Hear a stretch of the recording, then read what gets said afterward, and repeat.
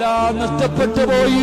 ഇന്നലെ കുടുംബമുണ്ടായിരുന്നു, ഇന്നലെ വീടുണ്ടായിരുന്നു, കൊട്ടാരം പോലെ ഉണ്ടാക്കി വീടിന്റെ അകത്ത് കിടന്നിറങ്ങിയ പാവങ്ങള് അവസാനം ഇട്ടിരിക്കുന്ന വസ്ത്രവുമായി പടച്ചവനെ കാത്തു നിൽക്കുകയാണ്. കൊണ്ടുവരുന്ന ഭക്ഷണമെം കാത്ത് അല്ലാഹുവേ ഉടുത്തിരുന്ന തുണിയുരിന്ന് തറയിൽ വിരിച്ചിട്ട് കിടന്നിറങ്ങുന്നൊരവസ്ഥയിലേക്ക് എത്രയോ പാവങ്ങള് മാറിപ്പോയില്ലോ. ആ പാവപ്പെട്ടവരെ മറന്നു പോകരുത്. നമ്മുടെ ദുആകളിൽ എപ്പോഴും അവർക്ക് വേണ്ടി ദുആ ചെയ്യണം. അല്ലാഹുവേ മരണപ്പെട്ടവർക്ക് നീ മഗ്ഫിറത്ത് നൽകണേ അല്ലാ.